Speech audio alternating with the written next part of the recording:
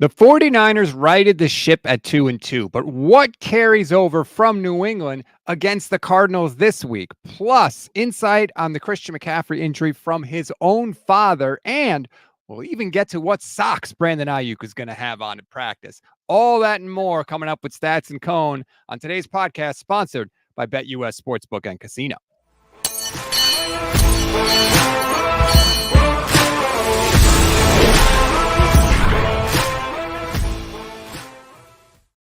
What is good, everybody? Welcome to another Stats and Cohn. I'm Rob Stats Guerrera. He is Grant Cohn. Grant, you are at Levi's Stadium. There are no lights on. Did you sneak in? Did you break in? What's going on? Please don't tell anyone that I'm here. They'll take my credential. I had to talk to a guy who knows a guy who knows a guy. No, it seems like it's okay for me to stream here early in the morning before things are happening. But if God forbid, like Matt Mayoko needed to stream over there, like it would be not okay. So I get in where I can. I see. There's a hierarchy of 49ers podcasters now. Right, because Matty is partners with the 49ers, NBC Sports Bay Area. They're partners. So he gets preferential treatment. I'm not Kyle Shanahan's favorite, so I'm kind of down here, but they still have to give me some space here and there. Not his favorite. That is, I think, putting it kindly. Well, I don't know for sure, but I think that's a fair assumption. Honestly, I don't know if he has any favorite beat writers. Kyle's disdain for the media is, let's just say it's well known. First super chat of the day, bright and early. Thank you, Zach Rivero says, any chance of getting Devontae Adams? No. Next question. So. I don't think so. No. It would have been fun if they'd made that trade for Devontae Adams before the season started. Traded Aiyuk for him a month or two ago. That would have been a lot of fun. Right. That was something that could have happened, but no, not now, unfortunately. It's fun to dream, but I don't think the 49ers need him, quite frankly. Because I thought it was funny. It was floated during the offseason, and people were like, well, the Raiders don't want to trade him. The Raiders are all in. The Raiders want to compete. Like, okay, like, sure, I'm sure they do. But like, what about by October 2nd when Devontae Adams requests a trade? Like, what world are they living in? Last week, he was on with Kay Adams talking about how much he loved the Raiders and, he's tired of all the trade talk. It's like 1 week later, he's requesting a trade out. That's why, again, like you can't just take what coaches and players say as gospel and just, wash your hands and say, well, that settles it. It doesn't settle it. Not at all. Not at all. But yeah, it would be fun. But if you think about it, with the emergence of Juwan Jennings, they don't really need another wide receiver right now. They need other things more than that. They could use a defensive tackle. Right. Linebacker. Yes. Help on really multiple spots on the defensive side of the ball. Trade talk dominating the early portion of the show, Grant. N. Patillo, 63, says, do you think the Niners should try and trade for Kyle Pitts or Michael Mayer?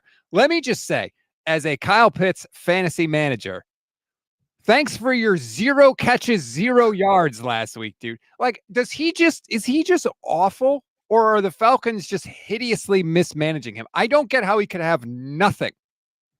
I don't know. I liked him a lot in college. He was incredible in college. It seems like he'd be better on another team, maybe with another quarterback. But I don't know that he'd be good on the Niners because he's not much of a blocker. And the Niners don't really need more guys to catch passes because they don't have enough targets to go around as is. So it seems like they like Eric Sobert too. You know who likes Eric Sobert?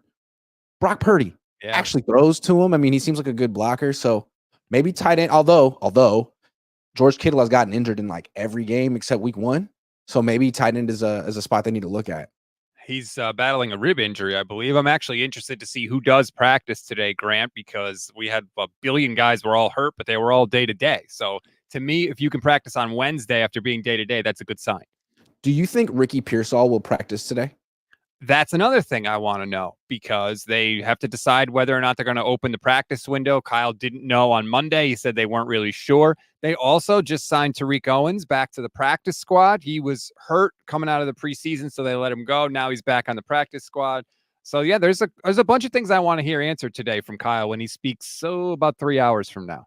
I would be surprised if Ricky Pearsall is activated today, not just because he got shot in the chest and that there's like mental trauma as opposed in addition to the physical trauma, but he also had an issue with his other shoulder. It just seems like maybe, I don't know. We'll see what happens. I would just be surprised. I'd be very surprised. I mean, John Lynch and Kyle were really like effusive in is he going to play this year? Oh yeah. Like it was like not even a debate when they were talked about it. But the mental side of this is a totally separate thing, and I have no idea what that recovery is like or what even Ricky Pearsall is dealing with when it comes to that. But that is a whole separate side of this, aside from the physical, which everything we're hearing about the physical healing is that it's going great. So who is on injury watch today? Is Ricky Pearsall back? Is Kittle out there? Is Warner out there? Mm-hmm. Jacob Cowing was another guy that was day to day. Does McCaffrey make an appearance? Oh, no. Christian McCaffrey. All right. Well, let's start there. Because I heard an interesting interview. Also, what shorts are Brandon Aiyuk? For the rest of the season, we're on shorts watch with Brandon Aiyuk. Get those cameras ready for the part of practice. Yeah. I saw an interview. Ed McCaffrey, Christian's dad, was on the Ross Tucker Football podcast, and he brought up a couple of points that I thought were interesting. First, this is the worst possible injury for Christian McCaffrey because the prescription is do nothing, is rest. And he's incapable of doing that. Like Ed said that Christian didn't even take a honeymoon after his wedding because he went right back to training and working out. Like he's incapable of just letting his body rest. And when in hindsight, he should have went on the honeymoon. I mean, first of all, did you see who he married? Like you should have gone on your honeymoon, Christian. It would have done his body good. I mean, maybe he would have pulled something else, but that's a whole other discussion. But this is the worst thing for him because he can't just rest. He's not wired that way. And so that's why he went to Germany. Ed said he literally was like, is there anyone else on the planet that can help me recover from this? And he went to the other side of the planet to try and get that straightened out. And the other thing that Ed mentioned that I thought was really interesting too, he's like, my phone started blowing up with people. Hey, eat this for tendonitis, do this exercise. Here's how you recover. Everybody had suggestions. He said, I can only imagine what Christian McCaffrey's phone was like. And as a player, you have to sort through all of that. You have to figure out, like, is this good advice? Should I look into this? Is this nothing? Like, you have to parse through all of that stuff. And it's not, it has to be difficult. Yeah, it seems like Christian has tried all the basic stuff, all the typical remedies to fix this. And like you said, maybe there's something intrinsic in him that is preventing him from resting enough. But it also feels like this is a tricky injury, and rest alone isn't going to fix it. So that's why he's going to Germany. I don't know. Best guess, Rob, based on nothing, do you think Christian McCaffrey will play this year?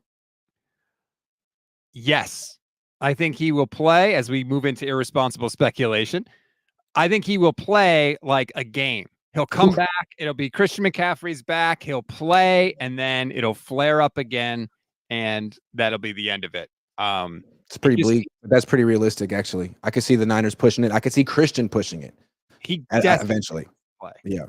And I just think that it could be the type of thing where even though it's not torn, like maybe you have to rest like the majority of the year. We don't know how long it would take to calm down. I mean, he rested, we thought, for at least the offseason, and not so much. So it's a scary proposition, which is troubling for the Niners because you have to take some of the load off Jordan Mason. Yeah, you do. And that shouldn't be the hardest thing in the world to do. I'm not saying Isaac Guerrendo's the guy, but like finding a backup running back, like Matt Breida is available. They should be able to do that. But I think this is interesting. Like life without Christian McCaffrey, it hasn't really crippled the offense yet. They're not scoring like they did in the past, but they are moving the ball just as well. And I think like as they have more time away from him, they should be able to sort of reinvent themselves as Brock Purdy's offense and not Christian McCaffrey's offense. And that was a necessary evolution that was going to have to happen eventually. It's extremely embarrassing that they gave McCaffrey an extension, and someone's going to have to answer for that eventually. But right now, what's happening, it kind of reminds me, I brought this up a couple of days ago, it kind of reminds me of the Giants when I was in college, the New York Giants. They were Tiki Barber's team for a while. And that offense was all about giving it to him as much as he could physically handle. And then he retired, and people wrote him off. And Eli Manning led him to a freaking Super Bowl the next year. And no one really ever took that team that seriously. Never took him that seriously, but he did it. And maybe Brock could do something like that. Well, that kind of leads me into the talking point I wanted to bring up for today. What carries over from the Patriots' victory into this week? And for me, I think we are seeing a different, new, improved Brock Purdy. And I remember saying hey, I think Brock might be better this year, but not statistically because he had such a good statistical year last year, 31 touchdowns, 11 interceptions. Well, he's proven me wrong because he looks like a better quarterback and statistically he looks better. He's on pace to throw for 4,800 plus yards this year. That would shatter the record that he set himself last year. And you said it. The offense is different now because Christian McCaffrey is not there, and he's still putting up points. The Niners are putting up 24 points per game, almost 25 points per game. Last year, when they led the NFL in offensive touchdowns, they put up 28.9 points per game. So there has been a slight drop off, but not that much. And I think it's because of number 13. I think so too. I mean, obviously Jennings is stepping up and Mason is stepping up, but now 13 went from being like a supporting actor to the catalyst of the offense. And he's doing a really good job. It doesn't seem like he has the same benefit of play action the way he had. Like Purdy was really good in the past, but I think a lot of people were skeptical because they're like, well, I mean, his receivers are wide open. This year, they're not. I mean, you could look on film and say that, well, this guy's open here, this guy's open there. But when the guys he's throwing to are generally covered pretty tightly. I mean, Jennings isn't going to have big time separation in any situation, but he's throwing accurate passes. These guys are making contested catches. It seems like this is the evolution that the Niners offense needs to make, especially if they're going to pay him all this money, which they're almost certainly going to do. It looks different, and that's encouraging because the questions you had were, is he, can he throw it deeper down the field? Can he throw it in tighter windows? And he has answered all of them to this point this year. But I feel like for a lot of the Shanahan tenure, it was always Niners have the better team, but they don't have the advantage at quarterback. And I think looking at the rest of the schedule, other than honestly, like even the Chiefs game, Mahomes is Mahomes and he owns the 49ers. But right now, Brock's playing better than Patrick Mahomes. Patrick Mahomes is still a better quarterback, but Brock's playing better than Mahomes. He's playing better than Dak Prescott and Baker Mayfield and Geno Smith and Geno Love. He's not playing better than Josh Allen because that dude is a friggin' alien. But other than that, the Niners have the quarterback advantage, I think, in every game on the schedule. He's not playing better than Patrick Mahomes, but I understand what you're trying to say. I think with Brock, what I like about him right now is like his numbers aren't as good as they were in the past, but the degree of difficulty has ratcheted up for him. And I think with Mahomes, we're seeing like, I think it's on a little bit different level for him. He's got old Travis Kelce, no Rashee Rice. Like he's working with nothing over there in Kansas City. And I think his numbers are suffering, but I don't think he's necessarily regressed. I think most quarterbacks are struggling in the Kansas City situation right now. What you're saying is I would still take Patrick Mahomes over Brock Purdy. Oh, yes. Patrick Mahomes is a better quarterback, but he's not playing better right now. And if the argument is, well, he needs some Avengers around him, that's hilarious because I'm not saying Avengers. I mean, I couldn't name who are his receivers right now. Who are his wide receivers right now? Name one. Wide receiver, Xavier Worthy. Okay. A rookie. Okay, got a rookie. Don't you see the irony in everybody saying, well, Brock Purdy. You need a weapon. You do need some weapons. I'm not saying you need 7 all pros, but if you take away, like Justin Herbert's struggling, does that mean he's not good? Or does it mean that they took away all his weapons and his offensive coordinator is Greg Roman? His offensive coordinator is I mean, I'm not to take it all, not to just give Patrick Mahomes a complete pass because he's won Super Bowls, but the degree of difficulty is pretty high for him right now. Maybe they'll trade for Tyreek Hill and then he'll have no excuses. But right now, I think he's got some excuses. Just like Brock does. Yeah, Mahomes is the better quarterback. Let me be crystal clear about that for sure. But I think Brock he's kicking ass. He's playing smart too. Vish on Monday called it chaotic calm. And I thought that was really interesting because like he does the right thing most of the time, but before he does it, he makes your heart rate go through the roof sometimes because you're like, oh my God. But for the most part, he's protected the football. He has made heady plays. Even though it didn't work out when he was scrambling around against the Rams, you could tell he made a point to stay in bounds, to run the clock out. He is protecting himself when he scrambles. I really think he is taking his game to a whole other level. We're going too far, man. We're going too far. He's 2-2. Okay. And yeah, he beat the Patriots this week, and that's why everyone's being really upbeat. The Niners just won a game, so we're praising everyone on the team. They're 2-2, and he came off a 2-game losing streak where against the Vikings, really good team, like he sacked himself like 5 times. and fumbled a ball indoors because it slipped out of his hands and threw an interception on a pass intended for the fullback. So a little spotty. And then the week after that, like going against the worst defense in the league, has opportunities to bring the team back, makes a beautiful throw to Ronnie Bell that's dropped, but then he has Brandon Aiyuk wide open and doesn't pull the trigger. And which is why I think this last week was so important, because when he did have open guys deep down the field, he didn't hesitate. But I still feel like it's up and down with Brock Purdy, more ups than downs. But if he were making $60 million a year, we would be like, why he's 2-2? But right now it's still like, oh, wait a second. He's still Mr. Irrelevant. He's improving. The bar for scrutiny on him is going to go crazy in a year, just like it is with Aiyuk. And it's probably going to feel unfair at times. He definitely did not have a good game against Minnesota, for sure. There is no sugarcoating that. Brian Flores had him flummoxed, and it was not a good game. The Rams game, they lost, yes, but again, when the world was crashing down around them, he throws a ball to Ronnie Bell. I mean, he can't do any more than that. Yes, he can. He can do more than that because he had other opportunities, and Brandon Aiyuk was open. It's not enough to make one good throw when you're down. Like, franchise quarterbacks make multiple throws leading a team from behind. And they do it. Like, Stafford's been doing it week in and week out since I was in college. And Purdy's had the benefit of not being in those situations. And when you are, I'd like to see him make that throw to Aiyuk. Now, he did a good job in those situations in the playoffs, which is, I think, why a lot of people were so high on him against Green Bay and Detroit, because he didn't play that well the entire game, but he led the team from behind. He had the opportunity against the Rams and couldn't do it. Made the one throw. You got to make two. He made multiple plays in that game. Don't forget Jake Moody. He didn't make enough. Jake Moody field goal that would have put them up by double digits. He didn't make enough. Well, he had more opportunity. I mean, he saw Brandon Aiyuk. He was staring at him. He didn't throw the ball. That's on him. Yeah, that was a bad one. And then he corrected it the next week, which is why we love Brock. Jimmy would just stop throwing that pass. And did.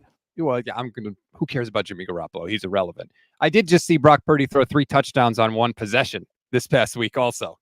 Talking about somebody that I also saw him throw an interception in the end zone, up multiple scores in the fourth quarter. Like, take a knee.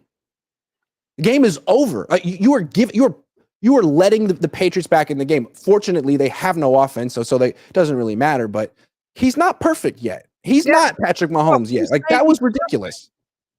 Who's saying he's not the MVP? He's not even as good as Sam Darnold this year.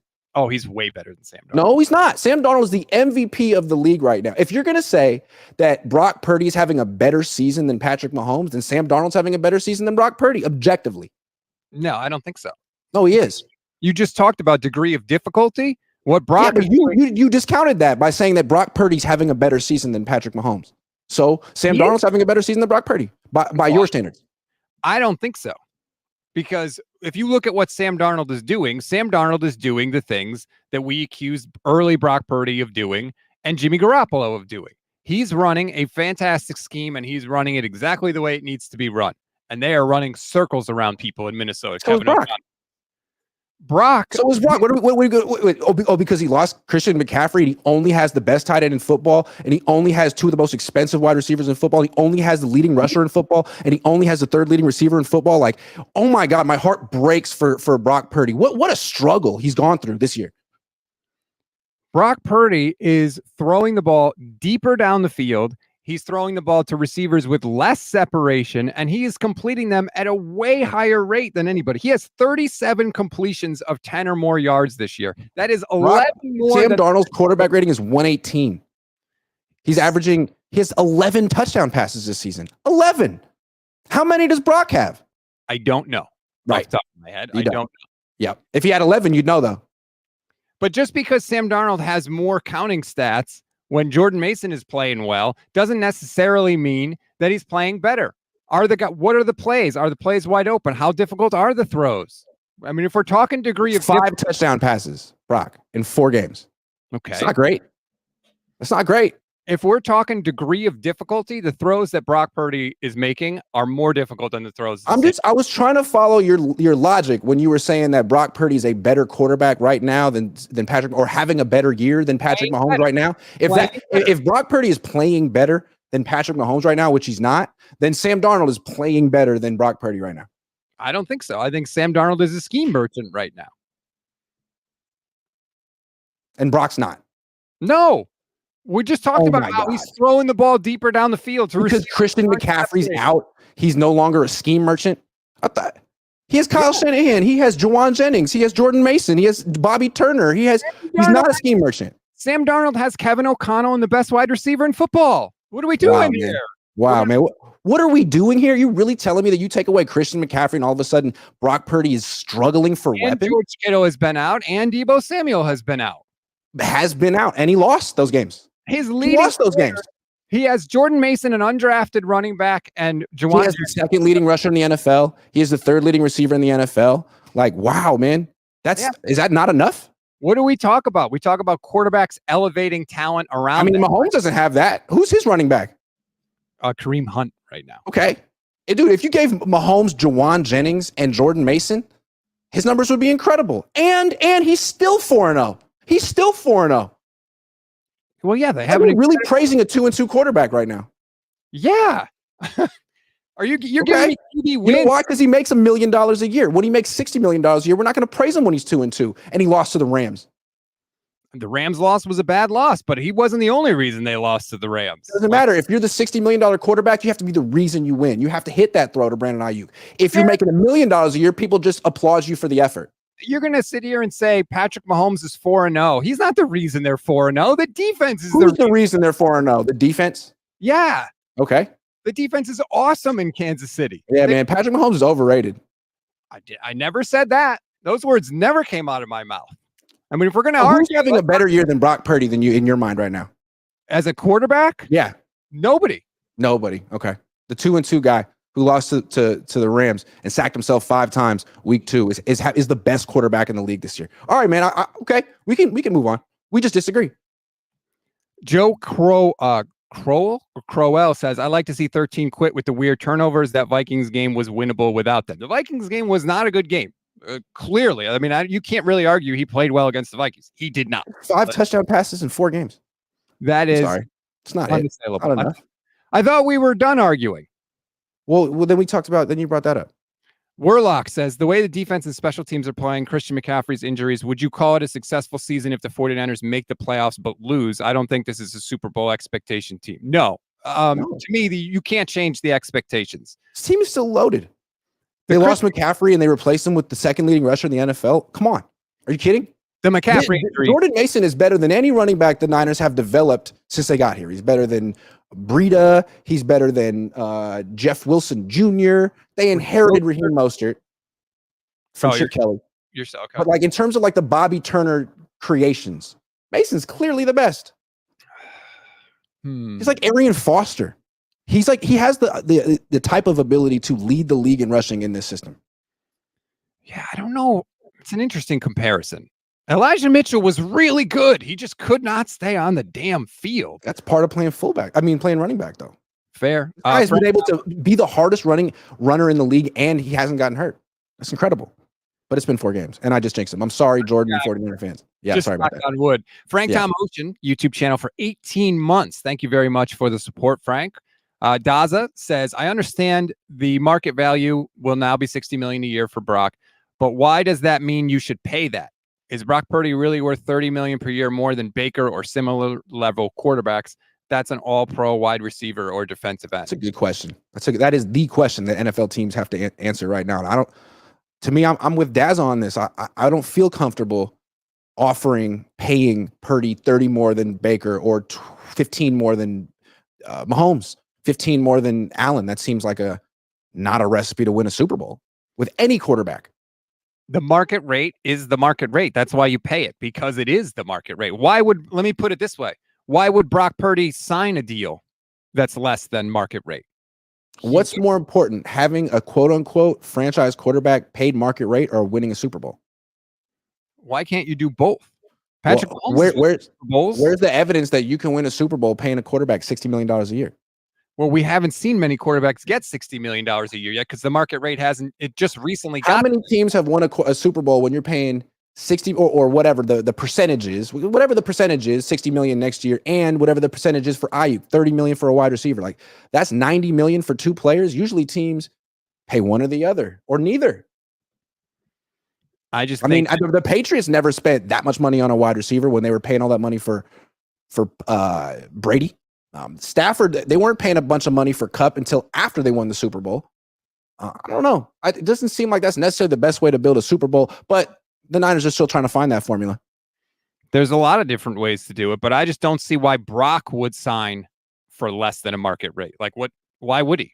I mean, if he wants to go get $60 million a year playing for, Jacksonville, he can go be Kirk Cousins. I just think that if I'm Brock, I'm sitting here saying, yeah, I'm clearly worth the market rate. Okay. I was in the MVP conversation until Christmas last year because I had one bad game, and then all of a sudden people took me out of the MVP conversation. Sure. He's in the MVP conversation this year as well. Who finished higher in the MVP conversation than him last year? Dak. No. Dak. Yeah, Dak had an awesome year last year. And then he got paid. Are the Cowboys smart for that? Are they going to win the Super Bowl? Are they closer to winning the Super Bowl because they extended Dak? Are they closer? No, because they had Dak before. Right. They're not further away either. Right. But do you take them seriously? Like, do you feel like the Cowboys are going to win a Super Bowl? No, but not because they're paying Dak Prescott that money. Because of the rest of Dak and CD and the rest of their team is falling apart. They literally did nothing in the offseason. Absolutely nothing. How much can you do when you're spending all that money on two players? They botched the negotiations with CeeDee Lamb because they didn't pay him sooner. They absolutely should have. They botched the negotiations with Dak Prescott again because they should have paid him sooner, and they didn't. And they still haven't signed Micah Parsons. I mean, their defense is currently ranked 26th. Like, that's so predictable. When you spend all that money on a wide receiver and a quarterback, you're inevitably going to have an awful defense. And what's crazy about Dallas is their offense isn't even that good. It's ranked like 11th. That's what's going to happen to the 49ers when they're spending $90 million a year on Brock and Aiyuk.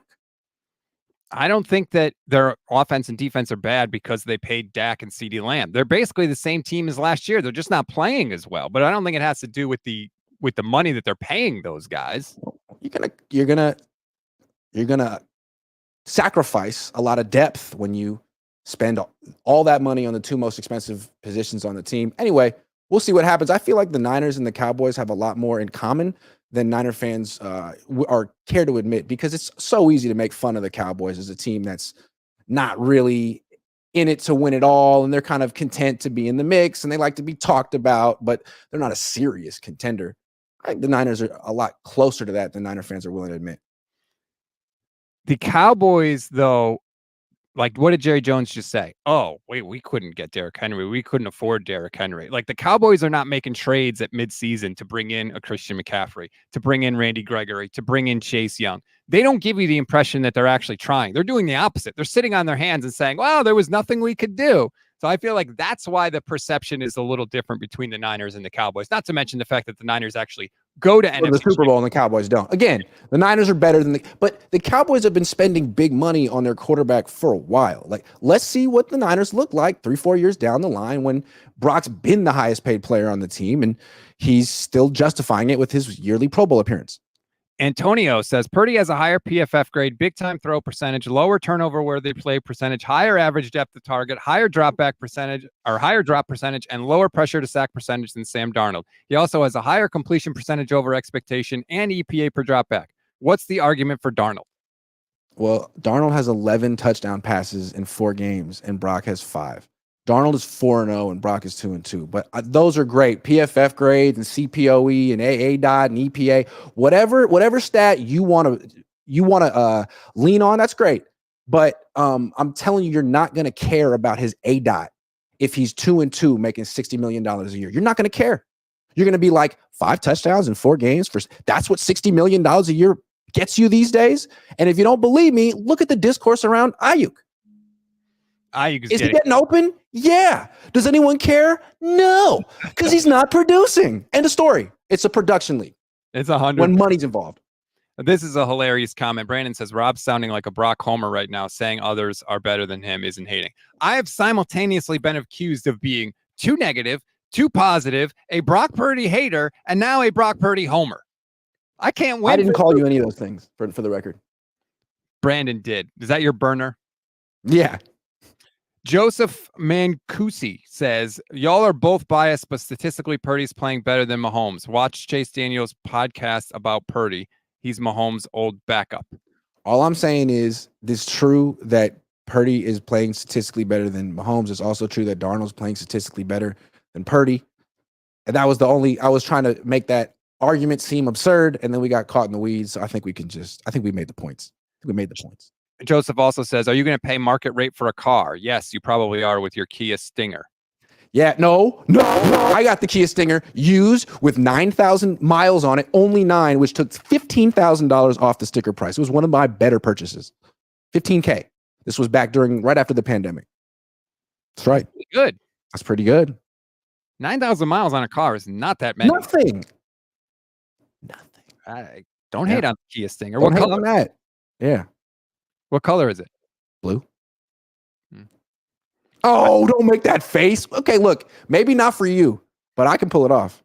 Well, I drive a red car right now, and I absolutely hate it. Ostentatious. It's awful, but it was somebody rear-ended me and totaled my car, and I had to get a car fast, and that was the only one they had, so I had to get it. But you seem like a minivan driver.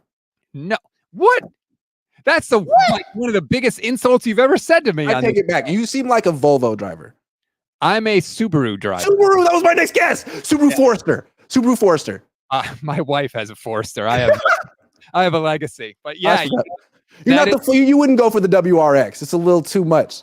No, I did have an Impreza before that. Hey, nice. But now you're a dad. You had to dial it back a little bit, but you're a dedicated Subaru owner. Hey, respect. I had to get the bigger car when we had kids, but I had to get the bigger car, man. Hey, when you hit that midlife crisis, though, get the WRX, man. Come on with the spoiler. I tell you, dude, it's coming. I will never forget in my little Subaru Impreza once when I was producing Mike and Mike, we had to go to the airport after a show, and Mike Golick decided he wanted to drive my car. 6'5" Mike Golick was going to drive my tiny little Impreza to the airport. Was before or after he lost the weight? After. In the process. Yeah, it was more after than before. Okay. He got in that car. He made that vehicle move faster than I have ever seen that damn car move. We got to the airport in like 35 minutes, and he got out of the car and he said, "That's a good little car." And I removed my knuckles from the safety harness. It is a good little car. I missed that car. Anyway, John Brown says the top 4 out of the top 5 QBR quarterbacks have at least one interception. We nitpick Brock's mistakes without fully acknowledging he's becoming a playmaker. He's definitely becoming a playmaker. Look, I just spent 10 minutes arguing against Brock for the sake of it, but I like Brock. I think he's really good, and arguing about how much money he's worth is more a conversation about the quarterback market in general than him. And I think I'm more enthusiastic about Brock than Rob is deep down, because I think Brock is like the most important person on this offense. And I think Rob still thinks it's Kyle, but maybe I'm putting words in his mouth. That's a good question, especially now that Christian McCaffrey is out. Yep. I don't know. We'll see. Yeah, we'll see. To be determined. Brock has made a lot of plays this year outside of the structure of the offense, extending the plays, using his legs. So that stuff you can't credit Kyle for, because that's Brock. But he's also made a lot of plays inside the structure of the offense. I'd have to think about that before I answer. Also, I always blame Kyle for like the chokes late in the game, but Brock's got to own that one against the Rams because he had the guy open, and that was kind of schemed open by Kyle to a degree. So I don't know. We'll see. See how the season ends. Christian Ayala says, block for Brock, also special teams wake up. Yeah, my God, the special teams. It's every week. It's the worst special teams in the league statistically, according to EPA or whatever. The worst. And like, I know it's not Brian Schneider can't stop Isaac Guerrero from fumbling, but I would just like 1 week to go by where they don't make hideous special teams plays. I mean, Mitch Wishnowski's punts have been terrible for the most part in key situations, setting up the other team in field position, combined with the fact that the punt coverage has been terrible. It's just every week with Brian Schneider. Let's talk about special teams for a second. So Mitch Wishnowski was hurt all year. He's older than people realize. They drafted him. He was like 28. So he's in his 30s. He had some knee thing, which is like, what? You're a punter. Missed all the offseason. The Niners bring in that, I forget his name. Presley Harvin. Thank you. And he was really good in the preseason. They let him go, bring back Wishnowski. He's not exactly in the groove yet. And then they get rid of Ray McLeod, who made the one mistake in the Super Bowl, egregious, but essentially was a very dependable returner, kickoff returner, punt returner, except for that awful mistake. They get rid of him. and bring in 2 rookies to replace him, Guerrero and Jacob Cowing, who both have fumbled already. So maybe it's Brian Schneider's fault, or maybe this is a personnel thing. I was totally fine with them letting Ray McLeod go. Cowing had a bad fumble. Me too. But I want to see more of Cowing. Unfortunately, now he's banged up, so who knows? No. Forget that. Trent Taylor time. It's coming. Oh, God. You knew it was coming. As soon as there was one muff punt, Trent Taylor time. You know who I don't want to see returning punts ever again? Kyle Juszczyk. No. And now he's hurt. And now he's a shoulder injury. I don't need to see Coach's buddy back there. Like, that made no sense to me, Grant. The only way the Patriots were going to come back in that game is if the 49ers turn the ball over, particularly on special teams, right? Because when you turn the ball over on special teams, usually you are massively flipping the field position.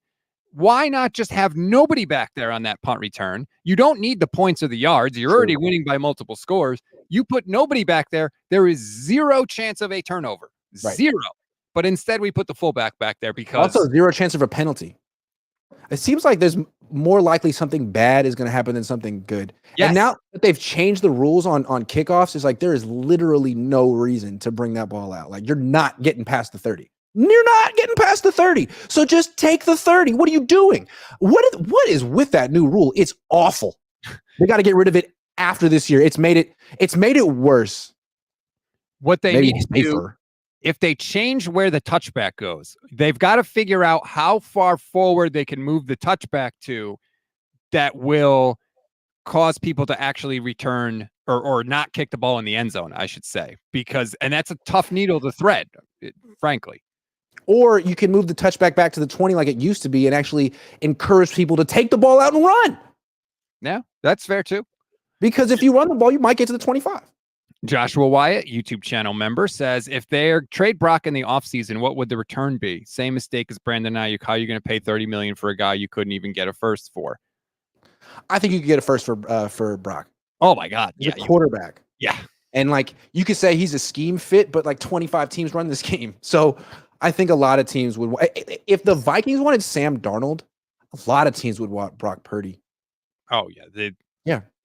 And for the record, I still think Brock Purdy's better than Sam Darnold. I know I was making the argument earlier that Darnold's having a better season, just like Rob was making the argument that Mahomes is having a better season than Purdy, but we all agree that it's Mahomes, Purdy, Darnold in terms of the intrinsic value of them. What you said was that Darnold is playing better right now. That doesn't necessarily, it's different. Fonzie Gonzalez says, I have confidence that the 49ers will wake up and have a stronger second half of the season, but then I remember Shanahan gonna Shanahan. It's funny to me that, like, people look at the Super Bowl, this past Super Bowl, like a choke job. Like, it went to almost double overtime in the Super Bowl. It's not like the first Super Bowl was way worse. The 10-point lead with like 5-6 minutes to go is way worse. This past Super Bowl, I don't look at as a choke job. Okay.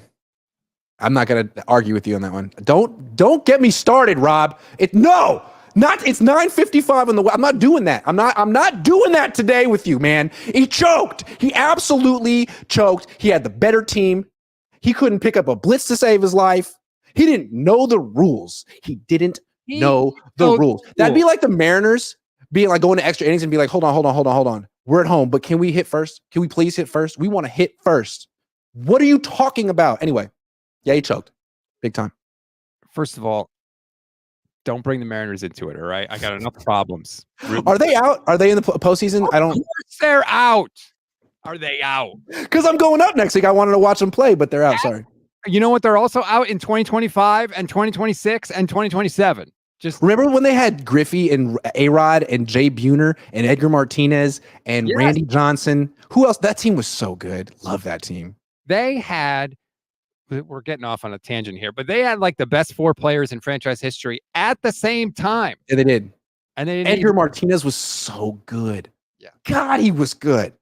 And Griffey, people don't. He was my favorite player because he played center. Yeah, Bonds was great, but Bonds didn't play center.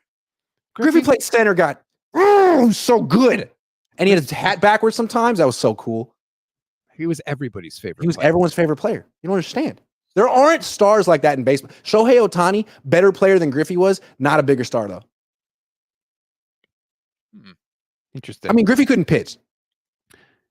Well, neither can Otani right now. Anyway, let's get back to football. Niners play the Cardinals this week. I saw something that was interesting about Kyler Murray. And of course, now that I want to talk about it, I can't find it. It was a tweet from Josh Norris, who basically, here it is. Let me see if I can throw it up on the screen finally as I figure this podcasting thing out. Maybe I've got a future in it. Basically, Kyler is really good on the scripted part of the game and really not good after that. Josh says on the 15 plays in 4 games this season, on the opening 15 plays, Kyler's 22 of 27 for 290 yards with 5 touchdowns, a sack, and 5 scrambles. All other dropbacks after the opening 15 plays, Kyler Murray is 56 of 88 for 530 yards, 1 touchdown, 1 pick, 9 sacks, and 5 scrambles. That is a huge difference. So I will be on the lookout in this game on Sunday. Let's see what the Cardinals do on their opening drive or 2. And then after that, does the offense look the same? So if they score on their opening drive, I am not going to freak out because I'm going to remember this tweet from Josh Norris. That's a great stat. And it reminds me a little bit of the Chip Kelly 49ers. If you remember that team, they would score on their first drive a lot. They would, because teams weren't really used to their tempo, and you would try to practice against it, but you couldn't really simulate it. And then after a quarter, you're like, okay, I feel it. They're not that good. They run 4 plays. I'm not saying that's what the Cardinals do, but it does sort of speak to them not having much of an offense or that much talent. I'm trying to look right now at some advanced stats from them. Bear with me for a second, because we know they have Marvin Harrison Jr. Let me look at what's working for them in the passing game. When they throw to Marvin Harrison Jr., Kyler Murray's got a 107 quarterback rating.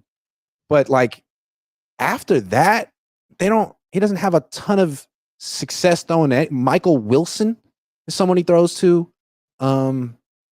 Greg Dortch is okay. And then Trey McBride. Like, I don't know how much talent they really have. I think this is another game that the Niners should be able to win. The problem is the running game. Kyler can run. Connor can run. The Niners have had some trouble with that. They did a great job against the Patriots running game last week. Let's see if they can do it again. Connor always seems to run well against the 49ers. He breaks a ton of tackles, and that's something from the Patriots game that I don't think is going to carry over. The Niners did a great job on 3rd down against the Patriots. They gave up the first 2 3rd downs, and then they held the Patriots to just 3 of 14 on 3rd down the rest of the day. I think that has more to do with the Patriots being bad than it does with the 49ers defense suddenly fixing their issues. So that is definitely going to be something for me to keep an eye on, is what do they do against Arizona in 3rd down, especially 3rd and long, because they seem to give up a ton of those this year.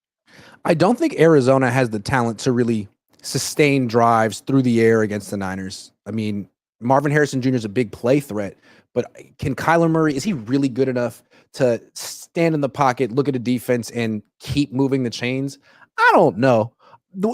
Where they're dangerous is they may be able to run the ball for 150 yards, 200 yards. And how many big plays are they going to have where Kyler Murray scrambles around, throws deep, or scrambles for 16 yards on 3rd and 14? They have like 3 or 4 of those plays in them. And if the Niners offense is messing around or turns the ball over, they could lose. Otherwise, I feel like the Niners should be able to score 30 plus points and win decisively.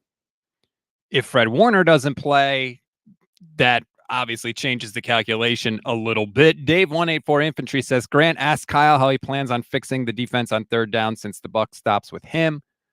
49ers, he'll tell me that. Thank you. 49ers throwback says the Cardinals O-line gave up 29 pressures against the Commanders per PFF, and the Commanders defense is awful right now. It is hideously bad. Now their offense cannot be stopped. They went like they just punted last week for the first time since week 1. Like, they were crushing people on offense, but the Commanders' defense stinks. So if they gave up 29 pressures, that's a good sign for the Niners. I'm so surprised that Cliff Kingsbury is actually doing a good job. I've never seen it happen. Me too. So maybe he's better than I thought, or maybe Jaden Daniels is incredible. Yeah, I was not a believer in Cliff in that offense. I was kind of laughing like, oh, he's going to waste another one, but they have been lighting it up. So they have been for Jaden Daniels. But so that'll be something I keep an eye on, because I don't think that the 49ers defense is fixed. I think that they still, Fred Warner told the Fox broadcast crew that they're going through growing pains was the phrase he used. Now, he didn't say whether it was the new guys going through growing pains or whether it was Nick Sorensen going through growing pains. He didn't specify, so I don't know.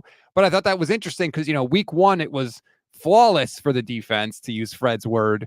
And now, after a few weeks and a couple losses, there's growing pains. Yeah, and it's like, do you really change your opinion about a defense after they face New England? It's a little irresponsible. I think New England pretty much could stop itself on offense. What are they even trying to do? So it's 4 games. It's too early to say that the Niners defense is screwed or it's great, or I don't really know what their defense is. Last week, their defensive line was incredible. Incredible. The week before, not at all. So we'll see which D-line shows up this game. And if the Niners offense can just improve in the red zone a little more, they may take all the pressure off the Niners defensive line anyway. That is one area where they have struggled without Christian McCaffrey. I feel like ever since before McCaffrey got here, they had the same issue, and it was with Jimmy, and everyone blamed Jimmy. And then Jimmy came here, and they started doing a little bit better, and then Brock replaced Jimmy, and they were scoring 35 points almost routinely. Now Christian's gone, and it seems like they can move the ball up and down the field, but when it's time to score, who are you going to? And I don't know. Brock hasn't figured it out. Kyle hasn't figured it out. It seems like they have options like Kittle. Kittle, how about your freaking all-pro tight end who makes incredible catches over 3 defenders? He's a great go-to guy down there. Mason is another one. You still have Debo. It seems like they should be able to figure this out, even without McCaffrey. It has been an issue for the Shanahan offensive system. He's really struggled in that area of the field.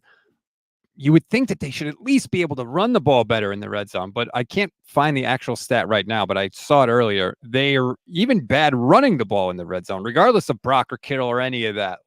It has bogged down, and it has taken some of these games that could have been more of blowouts and kept them closer than they need to be. Please just cash in the red zone.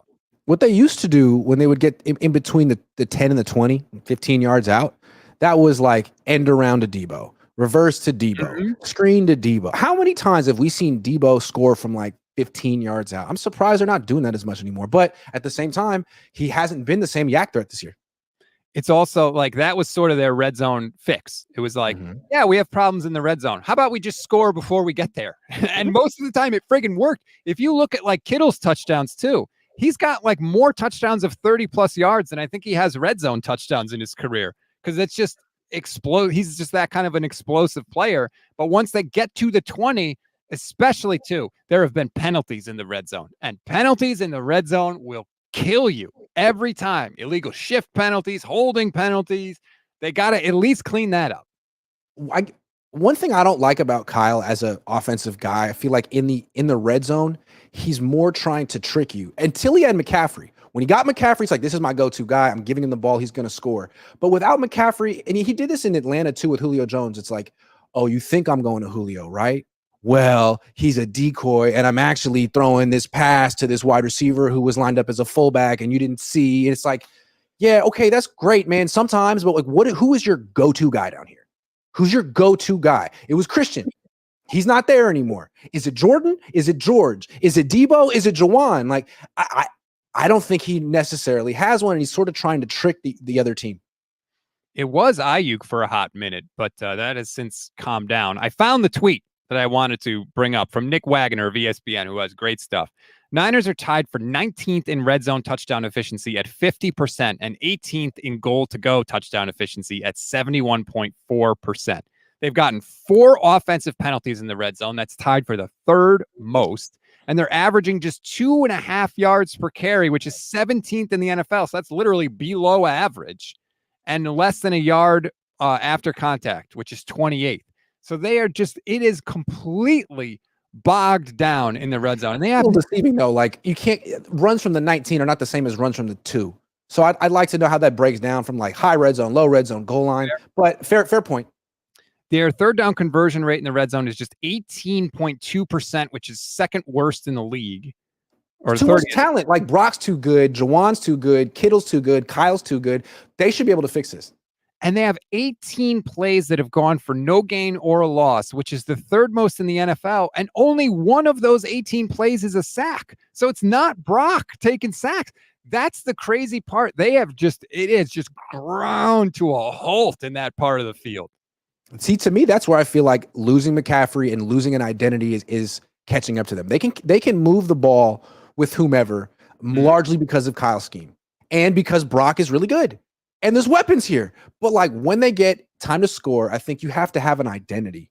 It's something you want to do beyond just catch the other team off guard or throw it behind the line of scrimmage and hope a guy breaks a bunch of tackles. Like when they do actually throw the ball into the end zone, seems like there's some good results.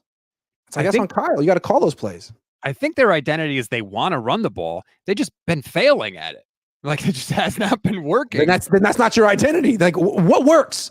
Throwing to Kittle works. We've seen it. So that needs to be something you do more as long as he's healthy.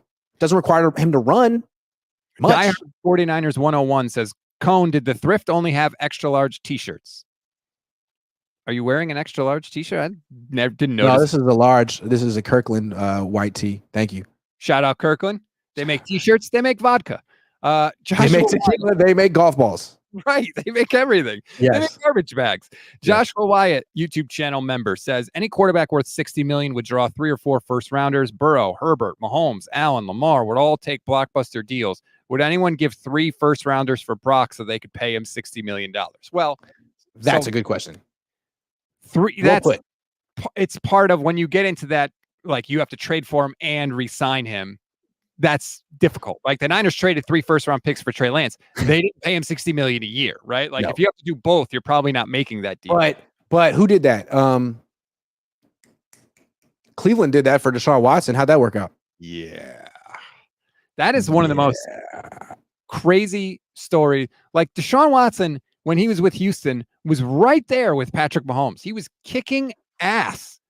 And then he goes to Cleveland. He has all the off-field stuff comes to light.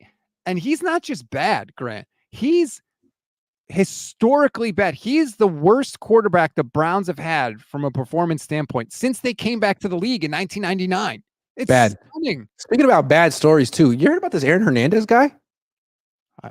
Yes. Have you seen the show about him on FX? I haven't watched it, no. Seen some clips. Whew.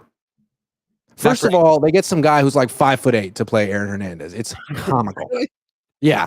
He doesn't look like an athlete at all. I don't understand what they're going for. But anyway, I saw some clips. It was eye-opening. Yeah. Yeah. Sorry. You hear little nuggets about him from like players and how things he would say and do in the locker room. And it's like scary, scary stuff. Yep. Anyway, sorry to take it there. Thomas Luttrell says he's from Rob's home state. That's true. He's from Bristol, Connecticut, same town as ESPN is in. That's right. I blame ESPN. God. Before we go, we should talk about the spread of this game because we haven't done it yet. I was going to remind you. Let's go. I know I forgot last week. Let's go to the BetUS website right now. Niners favored by 8 against the Cardinals. Niners are at home. That seems right to me. I've taken some issue with some of the spreads this year, but this one I think makes perfect sense. I would think so. The 49ers are better than the Cardinals. It seems like the Niners play really hard at home. They played hard against the Patriots. They played hard against the Jets. Effort was questionable in the 2 road games. And I guess a team who's tuning out its head coach, if that's what's happening, and I don't know that that's what's happening, tends to not play as well on the road. I feel like a team that isn't cohesive, let's take Kyle out of it. That's the head coach's responsibility. A team that's not cohesive generally struggles on the road. And I go back to the Tom Sula year. Remember that year? They're 5-11. Unfortunately, they're 4-4 at home. They often played hard and won like some not impressive games, but like competed. They freaking competed at home. They never competed on the road. I think they won 1 road game, but they had some incredible. They lost to Johnny Manziel on the road, and I think that was sort of the marker of a coach who didn't really have his team together. So I think they should absolutely handle this one. I'm curious to see how they do on the road this year. I think it's early in the year. They've played 2 road games. One of them was against a really good team in Minnesota in a really tough place to play. Minnesota is a very tough environment. Plus, I don't know if you heard, Grant, it was very hot in Minnesota. Apparently, that was so strange and loud. Who would have guessed it was loud in Minnesota?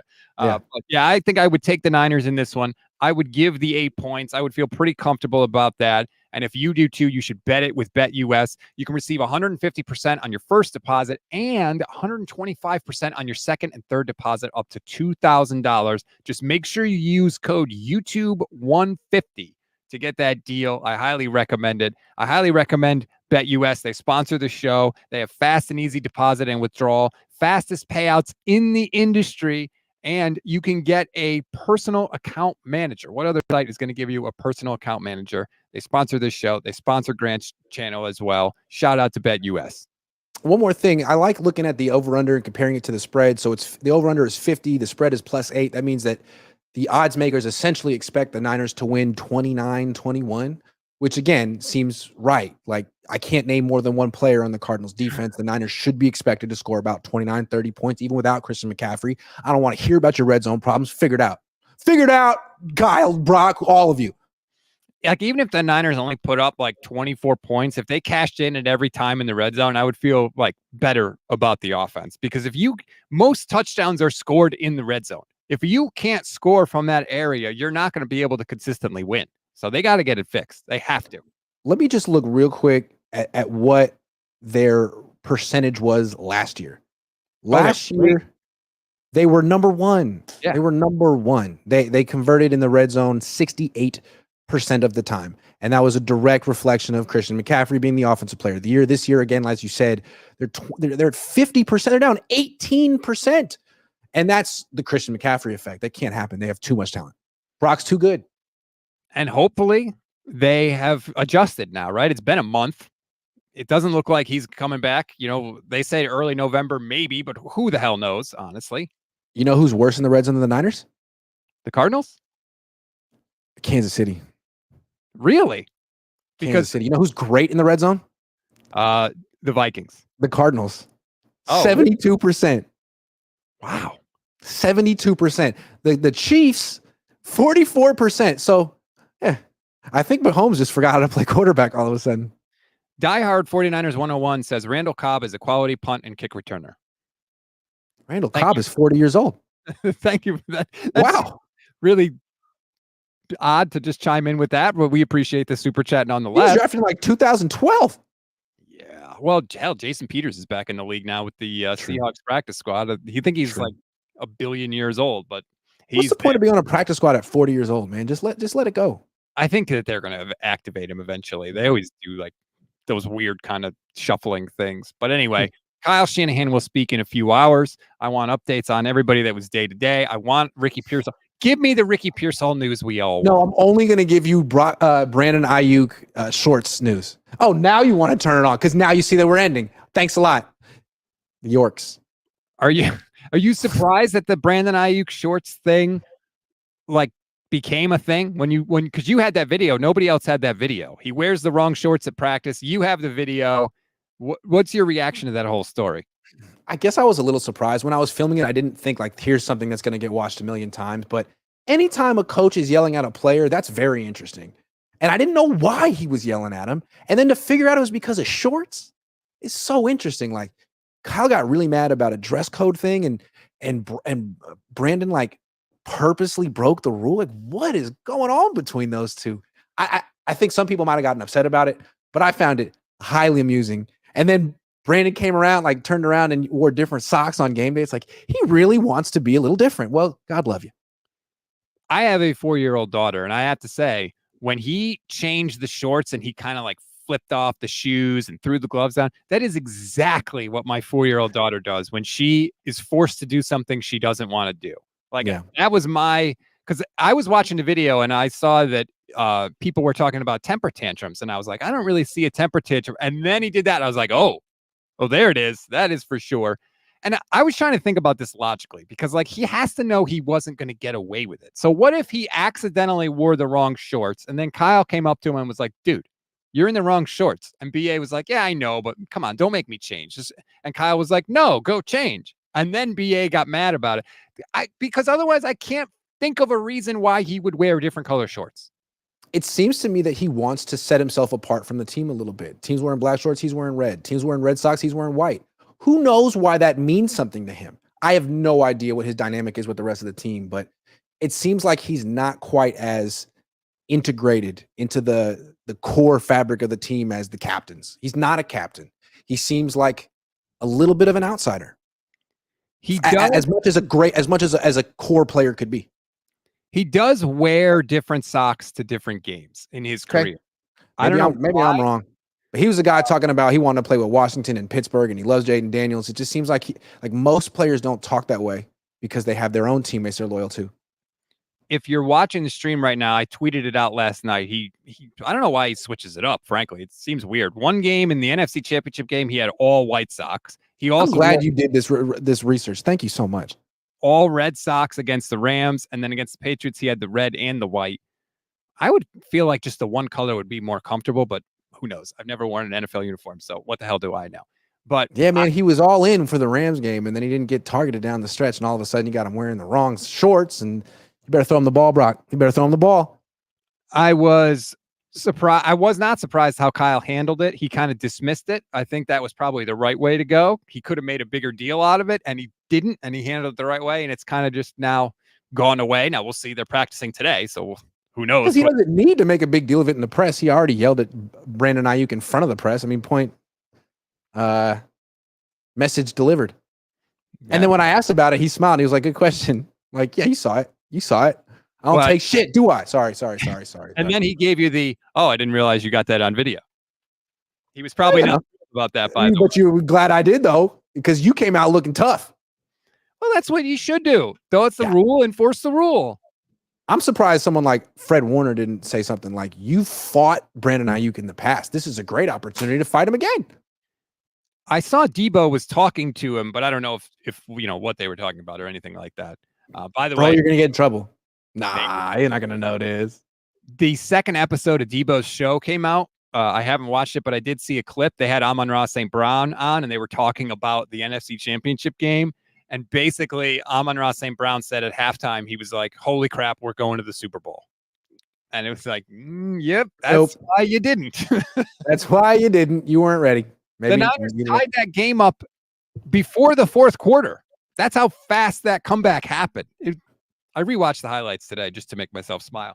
Ridiculous. The Niners are lucky that game was played at Levi's. They got to get their stuff together and stop giving away games to NFC teams, because if they got to play in Detroit or Minnesota in the playoffs, I mean, who knows? Ezio Sanchez correctly points out Jared Goff has caught more touchdowns than Brandon Aiyuk this year. Ben Johnson's looking. What do you think of Ben Johnson this season? I think he's good. Back was the biggest move of the offseason for the Lions, because I have serious questions about Dan Campbell and Jared Goff without him. Him coming back makes them a Super Bowl contender. It's like having another head coach on their team, like the most desirable head coach, desired. If anything happens with Kyle and it doesn't work out and the Niners want to move on, that's the one. Ben Johnson. I like him. I mean, look what he's doing with nothing against Jared Goff, but something limitations there. There's some limitations there. And I feel like they've gotten the most out of him that anyone possibly could. It'd be kind of cool to see what Ben Johnson could do with Brock if Kyle isn't the one. And he could win the Super Bowl this year, and I'm open-minded. He's going to have it. Ben Johnson is going to have his choice of, I mean, Jacksonville could open up like in 2 weeks. That Doug Peters that job. I don't want that job. Trevor Lawrence is a coach killer. He's not as good as people think. He'll get you fired. No, thank you. That's going to be a possibility. The Jets could be a possibility if Robert Saleh gets fired. I don't think Mike McDaniel's on the hot seat in Miami. But he should be. His quarterback got hurt, and it's not necessarily McDaniel's fault that he got hurt. I think he did everything in his power to protect him. I don't know. I'm just saying, when Kyle Shanahan lost 2 of his quarterbacks, he ended the regular season on a 10-game winning streak and had Brock Purdy. Yeah, but that's just because he happened to have his best quarterback third in the depth chart. On purpose, according to him. I think you're selling Kyle a little short there. What he did that year, he should have been the coach of the year. That was absurd that he wasn't the coach of the year. But Brian Daboll won 9 games, so we give it to him. I disagree. I think the year that Kyle should have been coach of the year was 19. Who was it, Harbaugh that year? That sounds right. 19, I'm like, he went 13-3 with Jimmy Garoppolo. In retrospect, highly impressive. Yeah, it was highly impressive. John Harbaugh got it that year. Yeah. I think that if you could, to me, that would have been the Kyle year, 19. How about both? I would have given it to him for both years. How about I that? mean, he started Trey Lance and got him hurt. I don't know. I think the trade for Christian McCaffrey, you could argue John Lynch should be the executive of the year for that, but I don't know. I think, I don't know about 2022. I don't know. Kyle Who Shanahan's ended up winning that year? Dayball? It shouldn't have been Dayball. So was Kyle number 2? I don't know if they do that, if they actually list the Interesting to know, because Dayball in retrospect was ridiculous. What a ridiculous winner. Kyle ended the year on a 10-game win streak. Brian Daboll won 9 games the whole season. Yeah. Yeah. What? That's a good point. I don't. So I'm saying no Kyle for 2022, but I don't know who should have gotten it. I can't even think back to that season. Andy Reid? How about Andy Reid? I don't know. Can we say that? I don't know. I don't know if Andy Reid has that many. It's a regular season award, though, not a playoff award. So that doesn't factor into it. All right. Last super chat before we go. Ezio says, fun exercise. If we get a 2022 redraft, would Purdy go from being the last pick to the number 1 overall pick? Pickett was the first quarterback drafted at number 20. I got to look at the NFL draft in 2022. Who was the number 1 pick in 2022? Trayvon Walker. Then Aiden Hutchinson was 2. Derek Stingley Jr. 3. Sauce Gardner. Kayvon Thibodeau was 5. Oh. Garrett Wilson. Drake London, Garrett Wilson. Yeah. I mean, really, if they would do it over again, it would be like Aiden Hutchinson, Brock Purdy, and Kyle Hamilton, Sauce Gardner, Derek Stingley. Sauce would be up there. Those 5. He would be top 5 for sure. He'd be top 5. He might be number 1. It might be Aiden Hutchinson. Aiden Hutchinson is quite good, but he's not a quarterback. Love that dude. Point. He's a good dude. What an all-time great draft pick, Brock Purdy. Yeah, last pick in the all-time draft. Great. Yeah. Thank God. That's all I'll say. Okay. That's going to do it for this edition of the show. Please rate, review, and follow the Gold Standard Podcast Network wherever you get your audio pods. Like and subscribe to the Gold Standard YouTube channel and to Grant's YouTube channel as well. Grant, what do you have coming up on the channel?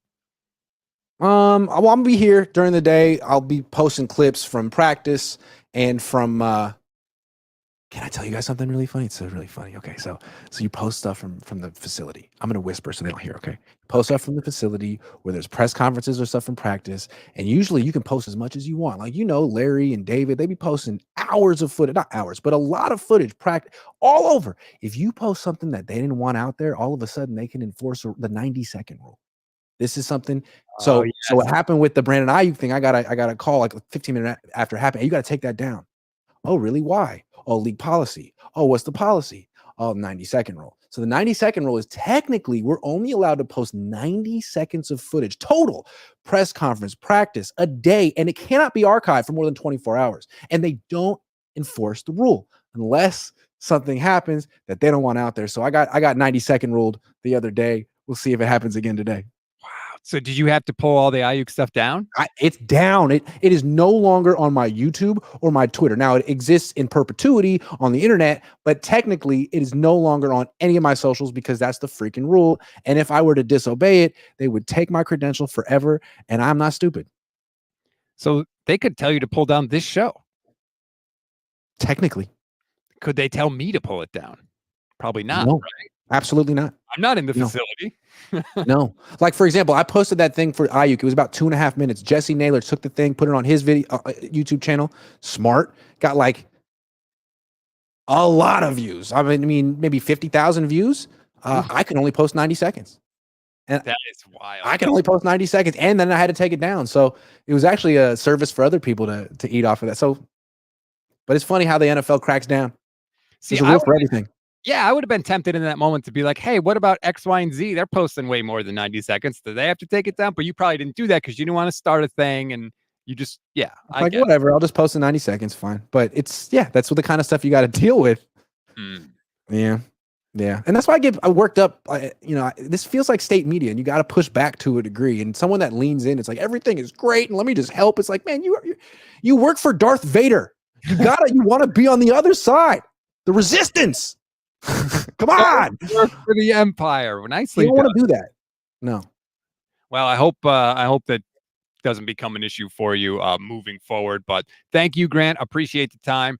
Thanks again to BetUS for sponsoring this video. Once again, if you want to sign up for BetUS, use promo code YouTube150. Take advantage of the offer. 150% on your first deposit, 125% on your second and third deposit, up to $2,000. Enjoy the rest of your Wednesday, everybody. We'll talk to you.